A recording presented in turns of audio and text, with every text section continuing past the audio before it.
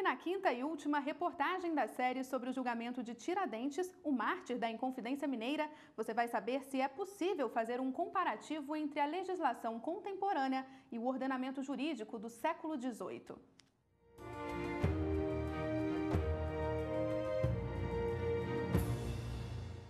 Tiradentes se transformou em herói nacional. Bem, Tiradentes ele trouxe em si, né, todas as representações de um herói em termos de liberdade, de defender valores tidos como positivos para uma determinada sociedade. Palavras de um homem que carrega Tiradentes no ombro e no currículo. O patrono da Polícia Militar foi também objeto de estudo de doutorado deste tenente da PM. Logo, ele desfaz a imagem do alferes com barba e cabelos grandes. Para ele, esta foi uma estratégia construída quando o Brasil virou república. A ideia de barba, né, seria semelhante ao que é a ideia de Cristo. Então, Tiradentes, nessa perspectiva, seria o quê? O Cristo cívico.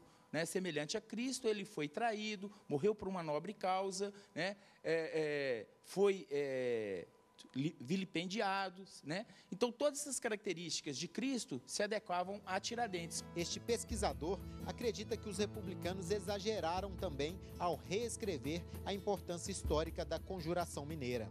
A história acabou dando um colorido para o movimento que ele talvez não teria tido. E isso faz parte da construção da memória.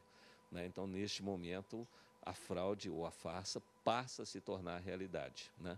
Aquilo que for real na percepção das pessoas tende a ser real também nas suas consequências. Para ele, a farsa não foi a intenção dos Inconfidentes. Eu acho que a Inconfidência Mineira ela foi muito mais importante como apropriação, ou seja, na sua apropriação pelos movimentos que virão depois dela, do que por ela propriamente dita. Né? Ela não passou de um conjunto de conversas, um conjunto de articulações muito embrionárias, realmente uma tertúlia de poetas. As ideias do professor sobre a Inconfidência, claro, encontram opositores.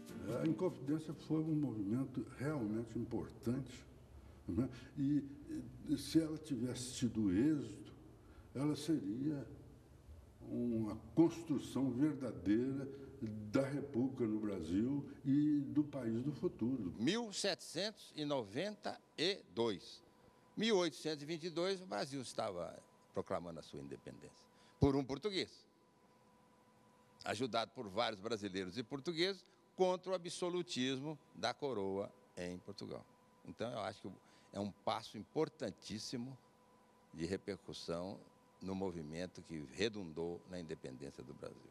Apesar de toda a discussão sobre a importância da Inconfidência Mineira, o processo sobre Tiradentes nos mostra o caráter intimidatório da legislação imposta pela coroa portuguesa. Enforcamento, esquartejamento e degredo eram punições que seguiam regras. Mesmo assim, será que é possível traçar um paralelo entre a legislação contemporânea e o ordenamento jurídico do século XVIII? Dois sistemas completamente diferentes.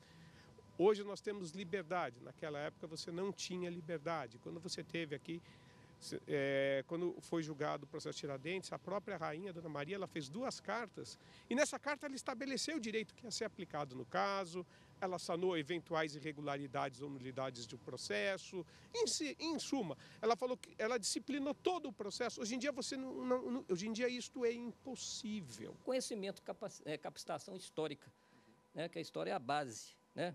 E principalmente a história do direito, da justiça brasileira. Isso abstrai muita coisa importante, né, interessante, somente para adequar a legislação atual. Estudar o processo Tiradentes é muito importante para você comparar e principalmente para se dar gosto pela liberdade. Então é muito interessante ter conhecimento da história para que ela não se repita. Aquele que não tem conhecimento da história está fadado ao insucesso.